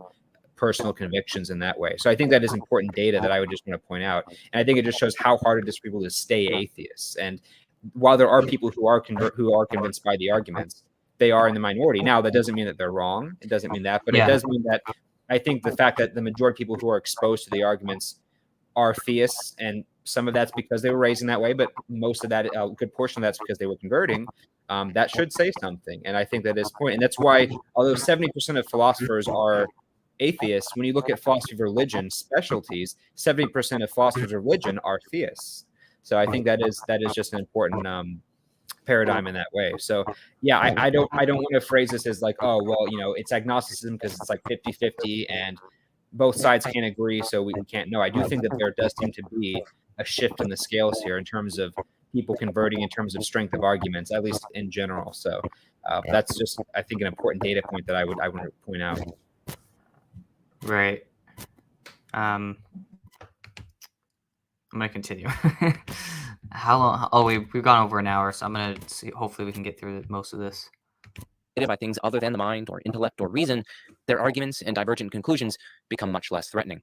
In the end, it's worst case scenario. There's a tie along the evidence. Now, on the other hand, so I didn't quite get this point where he said the worst case scenario. And I agree with Joe. Like, I'm not really sure what isn't that what you said squared? Like, you don't really know like what he meant by tie. Yeah, I commented on that. Like, I think that what he meant by tie is like that you have your intuitions and I have my intuitions, and there's we're at a gridlock maybe instead of tie. Gridlock would work. We'll see what Joe has to say. There's a tie among the evidence. Oppie wasn't saying that there's a tie among the evidence. He definitely thinks global theory comparison reveals. Okay, and that's true. I'll skip to this one. Christian. You have a brilliant guy like, say, Alvin Plantinga, who his statement about the non-believer, the atheist, is, look, now that was Graham Oppie's view. I'm taking if he's right, okay, because you mentioned Graham Oppie. But Alvin Plantinga, another brilliant theist, he would say he's right up there with Graham Oppie as far as clout and all that kind of stuff philosophically. But he would say that the reason why atheists seem to be turning from God is because something's wrong in their reasoning abilities. Like something's wrong with their thinking. And I laughed a little bit. I don't mean it to be rude. It's just crazy to hear this high-level conversations taking place. And I go, this is like totally consistent with basic Christian theology, in my view. So firstly, I mean, we should just notice that he says atheists are turning away from God. I mean, that, of course, makes it sound like it's like a conscious choice that they're making, that they are turning their backs on God and walking away. But again, as I've explained earlier, your beliefs on this matter aren't choices. They're not under your control. And again, as I pointed out, at least some Christians need to paint it as a choice so that they can justify punishing people in the afterlife based on their beliefs. That would be unjust if we don't have control over our beliefs. What's more, Mike Winger here punts to what Alvin Plantinga says. Now, at least as Mike Winger described it here, what he said is ambiguous. It can mean either that atheists made some mistake somewhere in their thinking or in their reasoning, or it could mean that they genuinely have some sort of cognitive impairment or deficit with respect to their rational capacities. If it's the former, if that's what we mean, well, then the fact that Plantinga says this is just trivial. I mean, of course, a theist is going to think that the atheist has made a mistake somewhere in their thinking. This just follows from the fact that theists and atheists disagree, right? Minimally, the theist thinks the atheist is mistaken in believing God doesn't exist. By the same token, of course, the atheist thinks the theist has made a mistake somewhere in their thinking. Again, at least minimally in thinking God exists. By contrast, if it's the latter, if we're saying that atheists genuinely have some sort of cognitive impairment or deficit with respect to their rational capacities, well, then there's literally no evidence to suggest that this is true, and it's honestly kind of comical to say it. What's more, the atheist could say... Okay, so I think Joe... I agree with most of what he said, but maybe you have something to... So for Joe, I think for Joe to and maybe this is just a miscommunication on his part, to say that there's simply no evidence that atheists have generally speaking, have a cognitive impairment. Yeah, that is quite contestable when you look at like evolutionary psychology in terms of that. I mean, it is fairly, although I don't know if I'd call it consensus, it is fairly agreed upon that people are born with a predisposition towards agency, towards believing in the supernatural. There's plenty of studies with infants about this that are similar to that in that way. And you can look at the whole history of religion, how pretty much in every culture, sometimes mostly independently of each other, even extremely isolated cultures, develop some kind of spirituality. You can look at animals and having proto-religious experiences that. And yes, there are studies that show that people who, for example, have autism are more likely to be atheists because they are simply less prone to those kinds of experiences. And I'm not saying that atheists are autistic, by the way. Yeah. But be careful with the idea that people with cognitive impairments are less likely to be religious is actually I think that there is evidence of that. And I think that you can establish that people do normal cognitivism does preclude people. But what you're saying is different than what Mike is saying, because what Mike wants to say is that the reason why atheists are wrong, and they just have wrong thinking in the sense of they just want to sin, basically. Yeah, and I wouldn't be so crude with that, but I do Yeah. think that when you have I have this experience, well, I don't. Oh, who's right? We could just throw our hands up and say, I don't know. But if you have an example where you have a blind man and a guy who can see, is the blind man correct in that light doesn't exist and that the person who claims to see light is simply delusional? Or is the person who sees light the one who is correct and the blind man's delusional? Well, given that most people on Earth do see light and that there's obvious benefits to survival in this way, it seems like it's far more likely that we can accurately perceive light because it helps for our environment and so forth. It seems that we would side that it's far more likely that light exists and that our observations are correct than it is that the blind person happens to be right. Right. So I do think that although appealing to individual experiences is not helpful, I do think this collective experience, this idea of what Yeah. our cognition is supposed to be doing, properly functioning, right? I think that actually is a pretty decent argument. And so I would say that because most people, both historically and presently, have a precognition to believe in something supernatural, to believe in gods, a multitude of spiritual agents. Although that doesn't prove that it's true, I think if we're trying to place bets on who has the cognitive faculties that aren't working right, I would be more confident that the small minority of people who don't have these faculties and don't have the experiences are more likely to have something wrong with their faculties than the vast majority who do have it. Doesn't mean that it's impossible that that's the case, but I think from a Bayesian perspective, you can make that argument. Well, another thing is, so some people might want to object to that kind of line of thinking and say, well, most people are just either irrational. So like most people just like you would have to say like, oh, well, most people just like have like faulty cognitive reasoning. Or another way you can go, and I've heard some atheists, I don't think Joe has made this argument, but like I've heard some atheists try to argue like, oh, well, the reason why most people are theists is just because we operate under what's called system 1 reasoning rather than system 2 reasoning. So system 1 reasoning would be something like you just make a very, very quick decision on a topic and like you just come to a conclusion very quickly. Or and that most people, because they operate on system 1, then when system 2 comes along, then that's what makes them an atheist. Like when you really think about it deeply, then you're going to conclude that God doesn't exist. And they've actually done studies on this, and they've shown that religious belief, like belief in God, is not from system 1, rather it's from system 2. Yeah, and sorry, I didn't want to interrupt you, but yeah, and that's kind of the difference, because people will say, well, you know, the hyperactive agency detection that we have is the same reason, and it's true. It's the same reason why you and I, when we get really mad at like our computer not working, you'll yell at it, and of course you know it's not a person, like you don't, and that's the thing is you do it out of like a quick kind of response, and then you snap out of it, right? But you don't go and actually become convinced that the computer really is a person, right? So I think the difference is that religion is so much longer lasting and so much more impactful on society than these kind of quick little like, yeah, in the moment I thought it would. I looked out of the corner of my eye and thought something was there, and I realized it was just my coat. Like those don't typically have the lasting effect that religion does and that spiritual experiences do. And so I think that is what shifts it to this kind of system 2 kind of belief. And that's why it stayed with us, right? So if you can find evolution having benefits for these beliefs that are conducive to survival, and you trust that that's a legitimate system of coming to belief, I think we can say, like, yes, if you think that evolution is a generally reliable mechanism for coming to beliefs, and that although it may give us some false beliefs, they're not all going to be correct. It will correct them in the long run, right? As we become more intelligent, as we develop along, it'll filter out the wrong beliefs, and we'll be able to learn and gain more knowledge. If that's the case, and you don't think religious belief is going to go anywhere, and that's going to stay and it's going to continue to be preserved, then maybe that is conducive to our environment. Maybe that is in fact correct. But if you're going to say, well, perhaps evolution is willing to preserve a belief that's good for survival and is not actually true, and that it's not going to correct it, and that it's without a defeater, it's still going to preserve it anyway, then you do get into kind of planting his argument about naturalism and how evolution would make us worried about our abilities to have inferences and other things, right? So I think it seems like a dilemma to me, where if you're going to say the evolutionary argument against naturalism doesn't work because evolution will generally preserve true beliefs and get rid of false ones, I'm perfectly willing to concede that, but then you're going to have to throw in a religious experience in that category, and I think that's going to be inconsistent with naturalism. So yeah, it seems to me like you're kind of at a dilemma there. All right. Say with equal legitimacy, that is, no legitimacy at all, that the Christian has some sort of cognitive impairment or deficit. Well, I mean, I think we've already kind of addressed this. Like, there is evidence that atheists, yeah.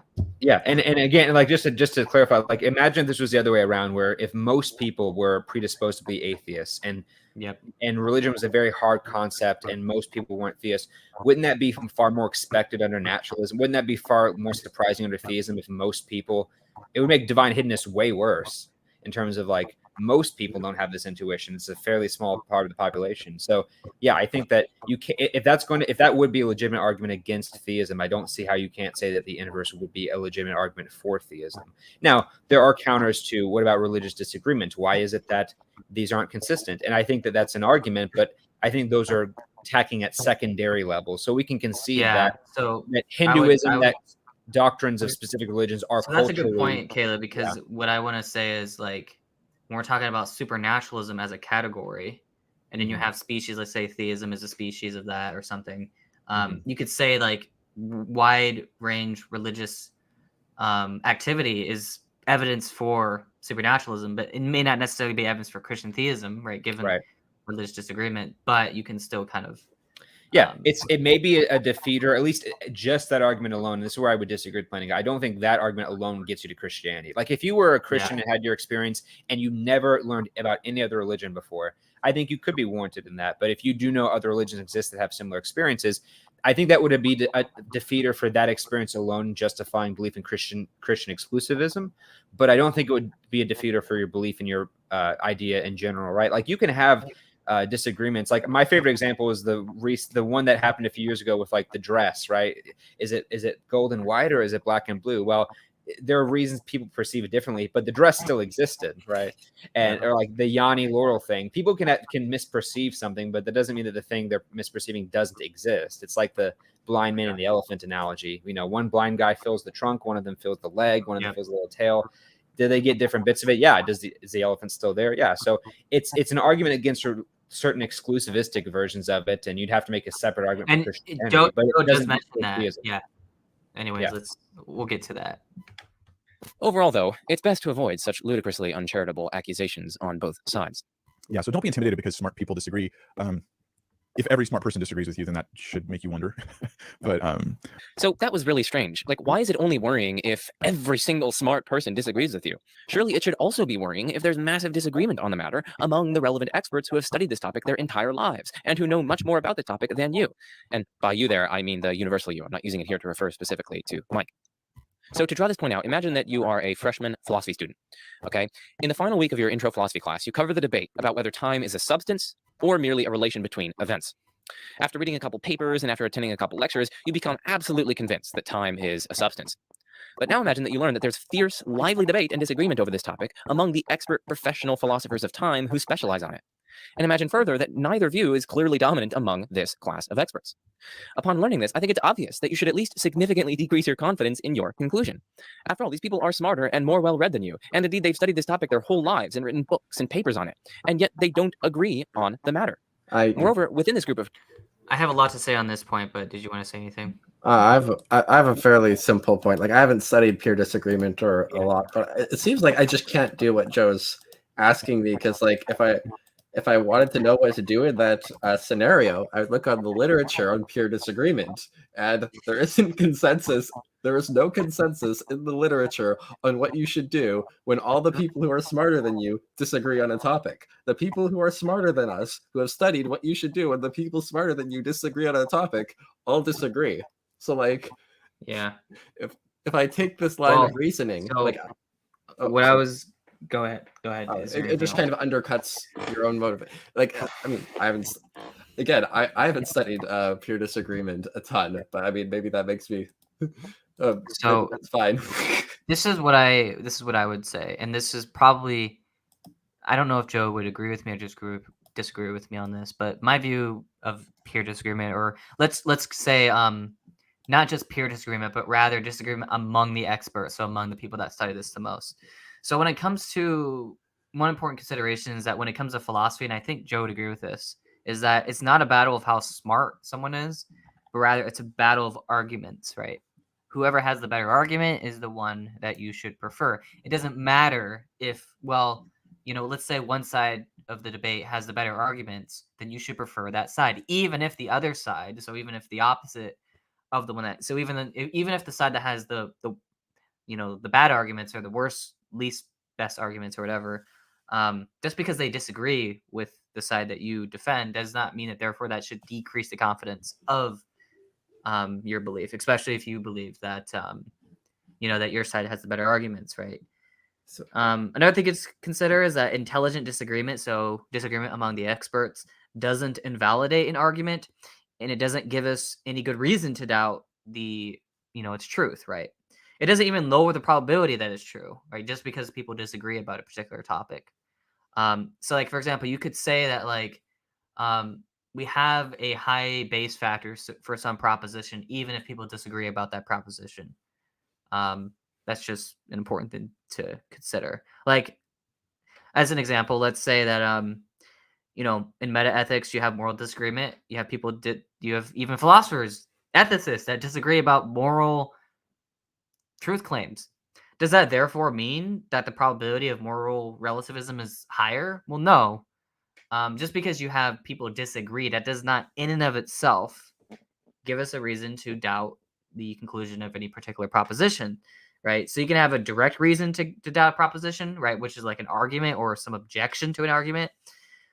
But merely saying that, well, people just disagree about this, while that might be an indirect reason to doubt some proposition, that's not alone enough to therefore, well, you can't just say, well, people disagree about this, therefore you should doubt it. Like, that doesn't, I don't think that works. so Sorry, go ahead. I was just going to ask you a thought experiment. So, well, it's more of an Oh boy, argument. thought experiments. Here we go. And more of an argument from analogy. So you're trying to grow in rationality and epistemic virtues, right? So let's say in 10 years, you've completely maxed out on epistemic virtues and you're completely rational. And you time travel into the future to talk to future self. And you find that your future self is a naturalist. Like he has your same epistemology. He's just like, yeah, I've reevaluated all the evidence and so forth. And I've now become much smarter than you and have way more epistemic virtues than you. And I'm a naturalist. And he explains the arguments, but you don't really understand why he's convinced by them. But you are convinced that he's smarter than you and has more epistemic virtues than you. Like, would you become a naturalist in that scenario? And before you answer, the reason I'm asking this thought experiment is because maybe you could draw an argument from analogy that if you should change your view in this scenario, well, then what you have with a bunch of smart, intelligent atheists out there in existence is like analogous to learning that a smarter version of yourself would become a naturalist. But if you had another person who you knew was equally epistemically warranted and he disagreed, wouldn't that be more analogous to the situation that they're trying to build up? Well, I guess what would be more analogous is that like we clone you a bunch of times and all these clones get smarter than you, and all these clones they end up in different, like half of them are theists and half of them are naturalists or something like that. It's just that's probably more analogous to this scenario. And like then if all of them, like I think if you're saying like all of them or the vast majority of them were naturalists, I think that would make me reconsider. Yeah. Even though it wouldn't necessarily make the arguments more valid, I think that would certainly be a case. But I would, I'll let Kyle go ahead and answer the question before I give my comments on it. But so I would say no, that I would have to look at the argument specifically, not just from the, like, just because someone may seem smarter than me, that doesn't therefore conclude that their arguments are valid and that I should adopt their position. If we stipulate, if we stipulate that he is smarter and has more epistemic virtues than you, what would that change your answer instead of that he seems smarter? That he objectively has, no, he's objectively smarter and no, objectively more epistemically virtuous than you. No, I would have to look through the arguments. But wouldn't his judgment of those arguments be better than yours?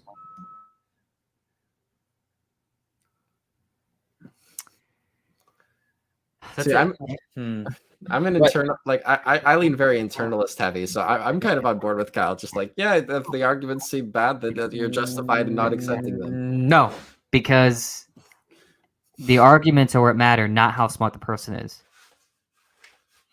Caleb, you're muted, by the way. Oh, I'm muted. Yeah. Okay. I didn't. But the point, though, I think the point that you're trying to make, that they would be trying to make, is that the person should be smart enough to understand how to follow an argument, and they should be, if they are as smart as they say, they should be convinced by it. If you think the argument's good, right? So it's like, are they being rational by laying it out and still not coming to your conclusion, right? Is there something else there? So that's, I think, what the idea is. Like, if they are aware of these arguments and yet still reject them, and they're aware, and they are aware of all the like, why do they reject it at that point if they're not? So I would ask them, rational. like, why do you reject the arguments? And let's say if they come up with some objections and I couldn't like push back against those objections, then yeah, then I should change. I should change my position, right? But it comes down to the arguments. It doesn't matter how smart the person is, right? Like if I, for example, if I let's have another thought experiment. Let's say that I am arguing with an artificial intelligence. And let's say that it's an argument about whether climate change is real or something. And let's say that I take the position that, well, climate change is real. And then let's say we have like this very, very, very, very smart artificial intelligence that says, no, climate change isn't real or isn't caused by humans or something. Doesn't matter how smart, like you can have an AI system that's like super duper smart, smarter than any human being on earth, smarter than like all the humans put together. Does that therefore mean that I should adopt the position that it does? No. Was this, sorry, two things. Well, I guess one thing really. Was this AI programmed to argue that climate change isn't real, or was this or was it programmed to figure out if climate change is real and then report back its findings? It was second scenario. Oh, okay.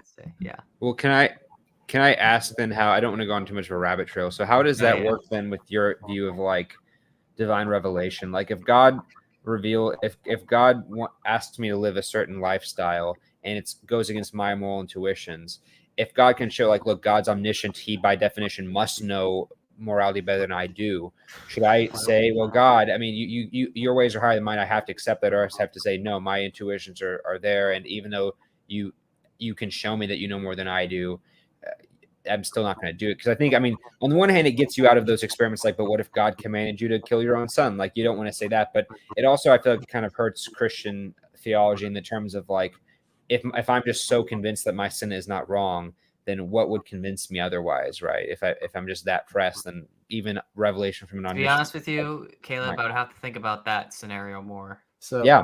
This might another possible solution. I don't know, like, if there's any literature on this, but like, there's the old adage that like basically, smart people can end up like believing crazier things than people who are like, you know, less intelligent, because the people who are super intelligent can adopt crazy beliefs, and then no one can argue them out of those beliefs. Like this would apply to God, and so then that might be a reason to doubt like the smartest group of people debating a particular topic. Do you think there are more average lay people who are external world skeptics, or more philosophers? Probably more. I would imagine there's more philosophers who are like open to solipsism than like your average person on the street, right? No, exactly. I agree with that, Caleb. I do like I've seen philosophers adopt like the craziest positions. Yes. I am literally more certain that trivialism is false than any of my other beliefs, like combined. And yet there are philosophers who are trivialists. There are no lay people who are trivialists. Yeah. And I'll also just say, while we're wrapping this up, well, two things. First of all, going back to what I said earlier, I don't even think that this is the case, by the way. I actually do think that the majority, 70%-ish, sizable majority of them, of philosophers of religion who have looked at the arguments, are theists. And a good portion of those converted from atheism to theism. Now, there are some theists who convert to atheism as well, but it's not the majority. But, you know, I'm not saying numbers ultimately matter. Thanks, Daniel. 70% of philosophers. On second thought, all philosophers of religion are just motivated by money anyway, so we can't trust what they say. But, so I would say that even then, if you're going to take that position, then I think the theist actually has an advantage there. But I would also say, and I've said this to Kyle before too, and I think we would agree here, is that even when we talk about people who've looked at the arguments, I think almost all philosophers of religion have not like in-depth studied every single argument for and against God's existence. And I mean, can't do that. Yeah, Kyle has looked at metaphysics far more than I have, and yet Kyle, when he was in periods of doubt, when we talk about argument from miracles, he's like, "Wow, I've never like heard about this before, even thought about it." So and a lot of philosophers are like that. Joe is a specialist on inertia and the cosmological argument and Aquinas' 5 ways and pissing Ed Phaser off. But in cosmological arguments, but I don't think he's necessarily as well read on, arguments from religious experience or arguments from miracles or psychophysical harmony arguments. And yes, he did do an 11-hour video to his admiration, to his credit, where he goes over them, but some of them are admittedly more surface area than others, and that's fine. I'm not blaming him for that. I'm not expecting him to be a specialist in every single one. Even Graham Oppy is a specialist in ontological arguments, simplicity of naturalism, and cosmological arguments. I don't think he's done nearly as much on fine tuning and Pascal's wager. So he's done some of it maybe, but the point is he's not as much of a specialist in that area as like Liz Jackson would be. And Liz Jackson is not an expert on the cosmological argument. So even like philosophers of religion have their own specialties to where it's very difficult to say that we've looked at every single argument for and against God's existence on any side and say that I've looked at all the evidence and come to my conclusion, right? Certainly there's going to be areas we haven't simply looked into just because we don't have time and resources to. I don't think it's almost physically possible to do that. So challenge accepted. It's Also, random comment, or I want to give praise whatever possible. One quick thing is that Joe Schmid in his 12-hour video, 11-hour video, whatever it is, whenever he came to an argument that he wasn't familiar with, he would say that, which is epistemic virtue. Yep. So, and that's fair, and I'll give him credit. He was honest about that. Where he's like, I haven't looked that much into it, but here's the thing. So I'm not trying to act like Joe was being deceptive there. I think he was perfectly transparent, and that's fine. But I don't think he disagreed with what we said though, in terms of some of them are a bit more surface level than others, and that's fine. When you have an 11-hour video, you kind of have to be. So it's not a 50-hour video, right? So yeah.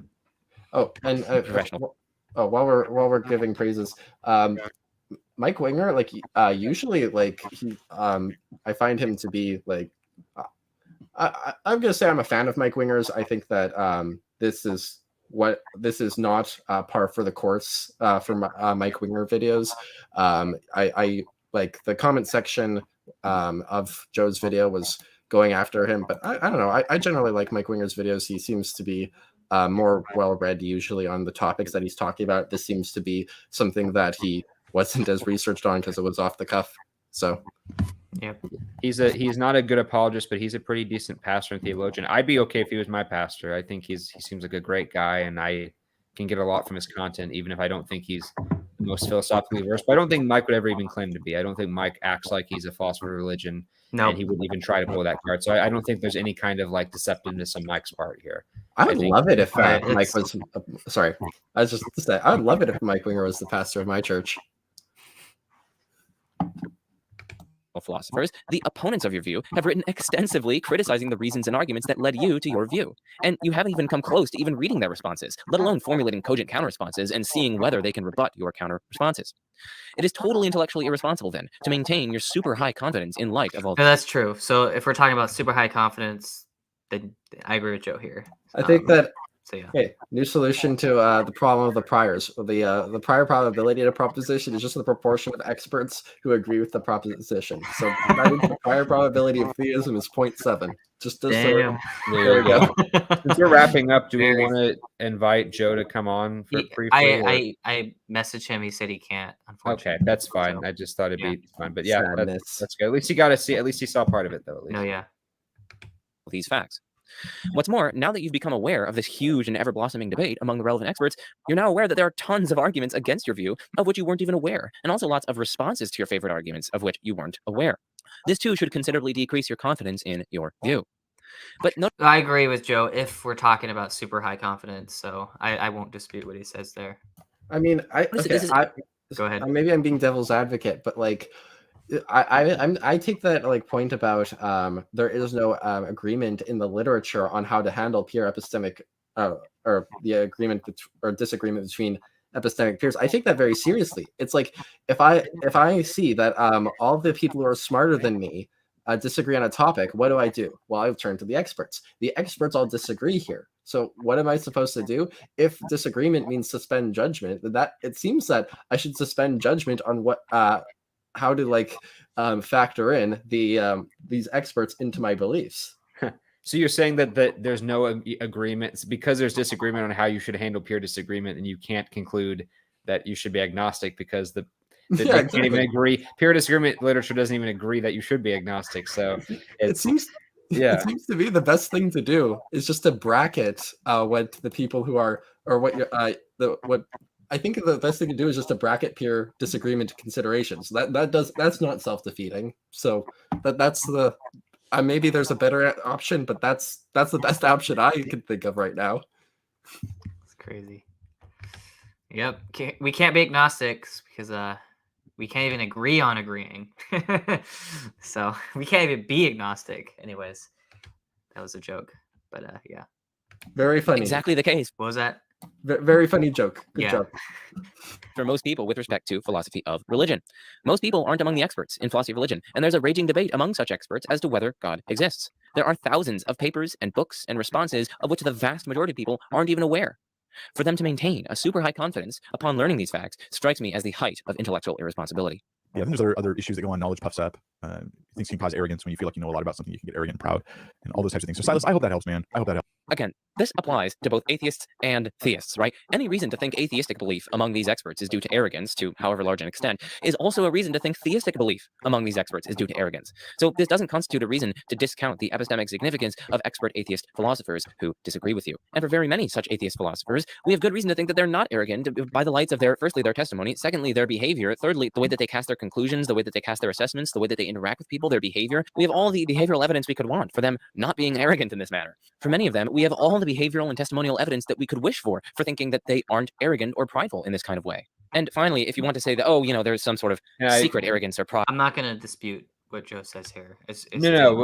No, yeah, and the discrepancy between their testimony versus yours, we go back to the cognitive faculty thing. Although I just want to make a kind of a comment where there was a study done, I think in Finland, if I'm not mistaken. It's titled something along the lines like "Atheists get emotionally aroused when tested with God," and it basically yeah. yeah. I've seen a lot of Calvinists use that one. Well, I'm not trying to even infer that, but basically what the study did is that it had professed atheists and professed believers up to, it wasn't like a polygraph, but it was something that measured like stress levels and like that. And they would ask people to, and they would ask them to dare bad things happen. So it'd be like, I dare my daughter to get in a car accident. I dare my wife to get cancer. Then they would have them dare, they would, I wish it. I wish my daughter to get in a car accident. I wish my wife would get cancer. Then they would do that with I dare God to give my wife cancer. And among both atheists and theists, the stress levels went up. You would think there wouldn't be a distinction between the two control groups. I would like to see that just out of pure curiosity. I don't know where it would go. Philosophers of religion to do that experiment. I'm genuinely curious to see if that Paul Draper or Graham Oppy would express stress levels daring God to do something. Maybe they wouldn't. I don't know, but I just think that's a fun little kind of thing of like, where would convictions go? So. I guess we can't really say. No, we can. I'm just curious. I just think that'd be an interesting way. I don't think it would prove anything, certainly, but it is an interesting thing to point out. Of which they aren't aware.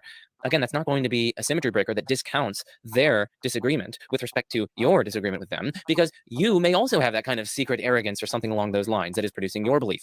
So again, we haven't made any headway here in discounting the epistemic significance of expert atheist philosophers who disagree with you. Let me put it this way to you finally in the end. I think it's ridiculously obvious that God exists. I sincerely believe this. Really, I believe it. And it's possible that some of the really smart guys are just really good at talking themselves into believing all kinds of weird things. But it seems obvious that God exists, painfully obvious, and wonderfully obvious. Okay, so I'm not going to question his testimony about what he takes to be obvious to him, though if I'm extending this trust to him, I equally expect him to extend his trust to non-theists who testify that their non-theism is mostly due to reasons for not believing in God, rather than some willful rejection of relationship with God. So anyway, I'll grant that God's existence seems obvious to him. The problem, though, is that to boatloads of people, including most professional philosophers, God's existence is nowhere near obvious. In fact, God's non-existence is obvious to many people. When there's significant divergence between senses of obviousness among people who seem equally well positioned on the matter, why would you trust your own sense of obviousness? What makes you so special? That just seems intolerably arbitrary by my light. That seems kind of...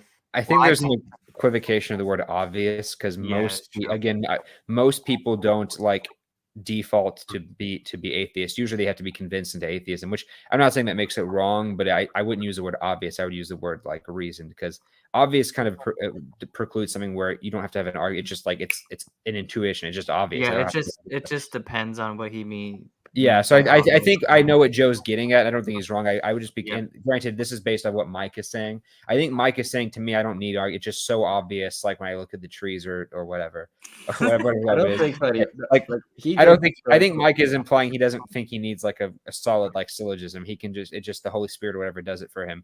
And I don't think that isn't as analogous, maybe for some people, but not for most people in terms of, oh, it just, when I look at the sky, just like, oh yeah, God doesn't exist. You know, it is as obvious. I think they have to be convinced out of it, and that'll really piss a lot of atheists off, because what you're basically doing is you're kind of implying that indoctrination is the other way around, where it's like, no, you have to actually teach religion out of people, and at least teach theism out of people, out of children, and or at least when they're adults, right? And it's not like you're born, you know, because there's a meme where it's like we're all born atheists until someone lies to us, and it's like, actually you're kind of born predisposed to that, and you have to kind of be convinced out of it, which, you know, is fair enough. But I just would say in terms of obviousness, I don't think you can really play the same card on atheism. But if you want to say reasons that people will have, once they come up with the reasons, they think, yeah, I just can't imagine God existing out of these reasons. That's fair. That's a better argument, and that's a better way to say it. And maybe that's what Joe meant to give him charity there. So I just no, yeah, and I would agree with Joe on what he said. So, anyways. Now, if I'm reporting on my own senses of obviousness, neither God's existence nor God's non-existence strike me as obvious. I do admit, though, that specific tenets of some traditional brands of Christianity strike me as obviously false. It strikes me as obviously false that a morally perfect being could command people to brutally slaughter men, women, and children. Well, I'm wondering where Joe gets that intuition from. Is it from the head or the heart? It seems like it's from the heart. Yeah, I know we got that earlier. Yeah. Yeah. So yeah. And yet Randall Rouser is just sitting here like, yeah, Joe, join the club, you know, like that's gonna. Well, I think Joe would, if he were to become a Christian again, I think he would hold to like a kind of universalism, and well, I know he would probably hold a universalism and also like a non-literalist view of the Old Testament, which I do as well. I don't hold universalism, but I do hold to a non-literal view of the Old Testament. Wait, was Joe originally a Christian? No, yeah, he was. So does that? So then he wanted to sin a bunch, and so he deconverted. but wouldn't that mean that at one point in his life, the existence of God? I mean, I'd have to ask him. I don't want to assume he would have said the existence of God was obvious to him, maybe at that time, and then because he studied the arguments, he was persuaded out of that. Maybe, right? I don't know. Still, maybe it was the way he was raised. I know that he was once like an actual atheist, and then from what he's said on certain interviews, he kind of became an agnostic after reading Rasmussen and Koons. So, so yeah. But yeah, he was once a Christian. So.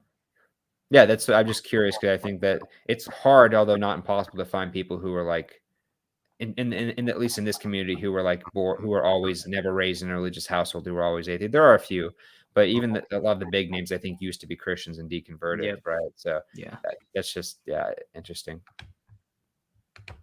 It strikes me as blatantly obvious that a perfectly loving being couldn't drown babies and children in a worldwide or even local flood, which is, by the way, one of the most painful ways to die. Okay, so one of the things I want to mention, so I do hold to a view of the flood or localized flood, but I don't think that there are children involved. Just given, if you're going to be consistent, I just want to mention this. If you're going to be consistent with how God acts in the Old Testament, and you look at the example of Sodom and Gomorrah as an example, so Sodom and Gomorrah weren't destroyed until it just got to the point where it was absolutely like horrible. And so if you're going to apply that logically to the flood, I don't think there are any children in the flood if there was a flood. I think elsewhere as well in the Old Testament, where like they're not allowed in the Promised Land, if I remember correctly, God exempts like kids who are like 13 and under, like, but the adults have to. So that does seem to be where it's like consistently like, here's an age of accountability where it's not going to affect you. So yeah, I think that's a good point in terms of consistency. So yeah, I mean, another thing is like, there's nowhere in the text that implies that that babies were involved in the flood at all. Like, we have every reason to suspect, at least given, if we're going to be consistent with the Old Testament, that babies were innocent, right? Sorry, go ahead. Would that mean that like it flooded? Because I think probability. Couldn't you just do a probability argument, like given any particular village, the probability of there being at least a few people under the age of 10 or whatever would have been pretty high, unless you think God literally no, because of that localized area, because How If- localized was it? Well, I don't know. I mean, I'll have to rewatch Inspired Philosophy's video on I that. mean, I think it'd be a pretty localized area to not include at least some children. Like, if it's at least a few thousand people, that's still gonna have some kids, Well, right? did Sodom and Gomorrah have children?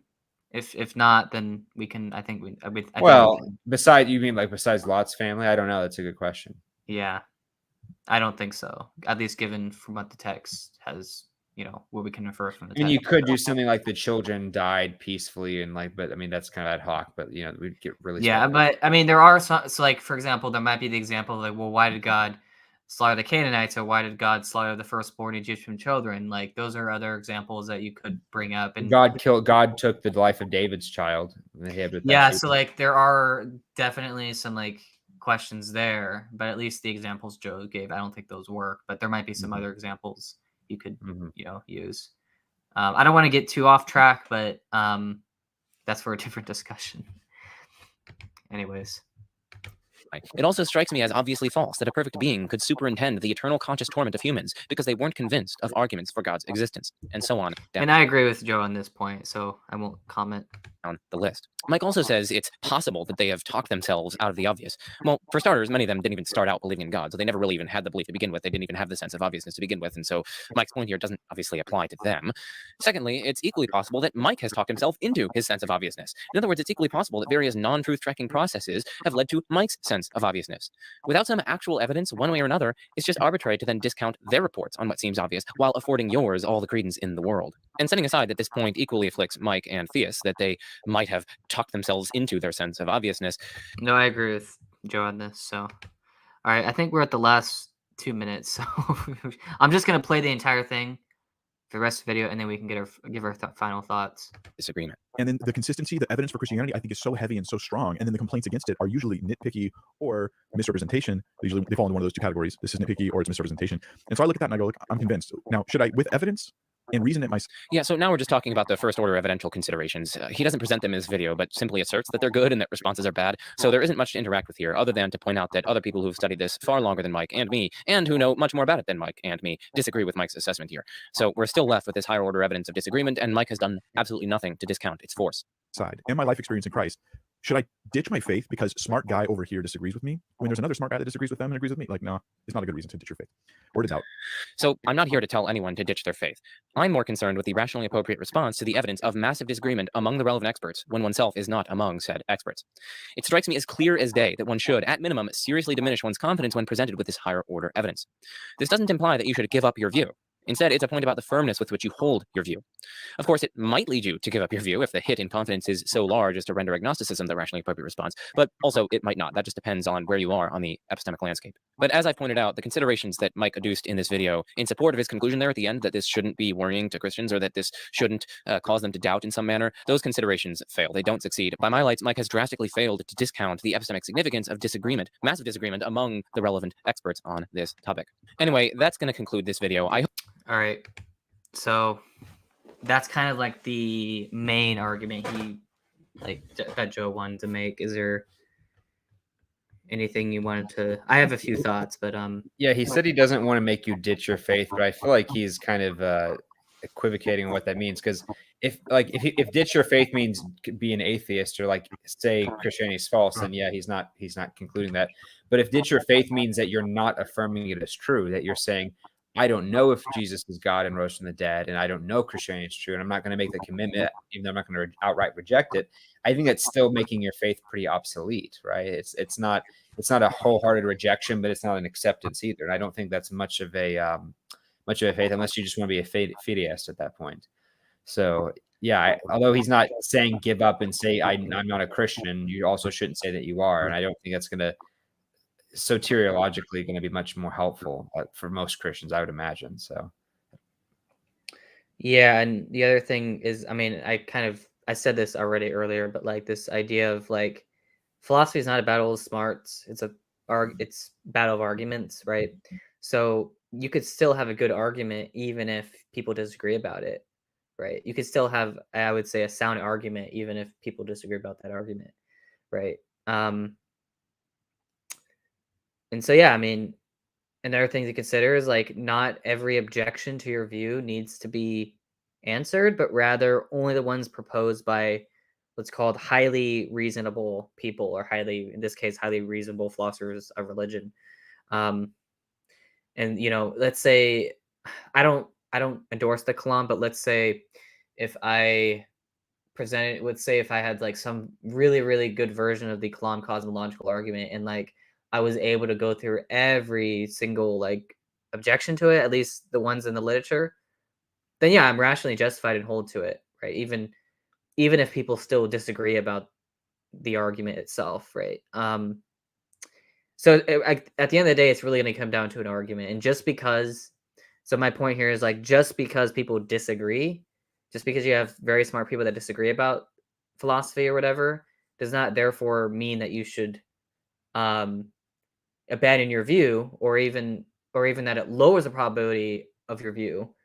Maybe you should not be super duper confident, but that doesn't like what I'm saying is like, this isn't really a problem for Christians, I think. So I think in that case, I think Joe is mistaken. But Okay, yeah. So, can I give a little summary remark? Go ahead. Okay, so Joe, I think, had two main contentions.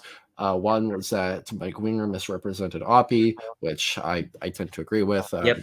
Graham Oppie's epistemology isn't what Mike Winger like communicated, and so Mike Winger misinterpreted Oppie here.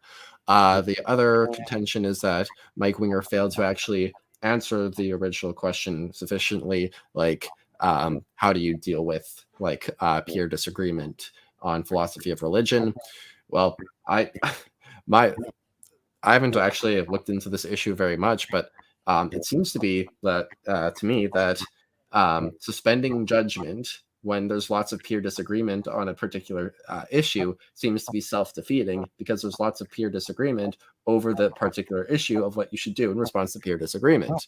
If you instead take an issue or a stance like, hey, you should bracket the peer disagreement considerations and just look at the arguments, that isn't self-defeating, because I could give you arguments for that view. Like maybe people who are too smart for their own good talk themselves into weird views, and then like cite trivialists, so something like that. So that's not self-defeating. So that's an argument I would give, because at the very least, it's interesting to think about. I guess the last thing I would just ask, and because I don't know what I would answer to this, is what would you both of you say to someone who is in that agnostic position where they really think they've looked at all the arguments and they just don't have a conclusion either way? Like, would you recommend that they try to do kind of conditional prayers, like Pascal's wager? Pascal's wager. Pascal, yeah, I think Pascal's wager works. Big fan of Pascal's wager. Do you think that they can convince themselves into that? So, like, let's say, okay, fine, they want that to be true. Should they just start? I mean, that's what Pascal said. Should they start living their life like going to church, praying, and trying to live that as if it were true, even though they're like, because this is better that I do this than not, just in case? Well, yeah. So I would say that you should do that. If now I don't know what Joe, I don't know what version of Christianity he thinks is the most correct. I know he most likely thinks that, because I mean he's had universalists on, so I'm pretty sure he thinks that universalism is the most plausible view. And he's correct to think that, by the way. So good on him. Okay, Caleb. But yeah, so yeah, I do think that someone like Joe is doing the right thing. If like, I think he should continue to do conditional prayers. So yeah, I would say if you're agnostic, be like Joe. Yeah, except I don't think he means the conditional in his prayers. He could just pray to God, and if God isn't there, he won't mind that you didn't include the conditional. Yeah. Well, yeah, you could also do that, but yeah. All right. Any final thoughts? I think that's pretty much it. So this conversation didn't have nearly enough psychophysical harmony talk in it. Kyle, we need to do something. We'll do one. I might have to like pay money, because apparently I'm like maxed out on my time on stream yard. Okay. So we'll see. I'll figure that out. Well, Squared could do it on his, I guess. Yeah, there we go. Yeah, to do that. Yeah, I like how Squared's going to work into every conversation. When he goes and gets a coffee, he's like, "Yeah, psychophysical harmony." Psychophysical harmony, you know. Yeah, that's what it is. I do like Kyle's bookshelf. I think that's nice. I also say I like how we were like, oh, we're not. It's going to go for maybe an hour or so, and then we end up being almost 2 hours. So Yeah, just with no prep. So that's always nice. that's how it is. So I sorry, hope Joe, if Joe- you listen through this. Yeah, I hope Joe finishes it and maybe makes another response video. Though I doubt it, but we'll see what happens. So then we'll have the back and forth, and that'll be fun. So Yeah, and then I'm also, if he does do a response, I'm willing to talk with him about this question, like, should intelligent atheists bother Christians, or should they bother anyone for that matter? I think if it's going to be a response, it's honestly better if you just did a dialogue. Or Yep. I think that'd be more productive. I agree. Yeah. All right. Later.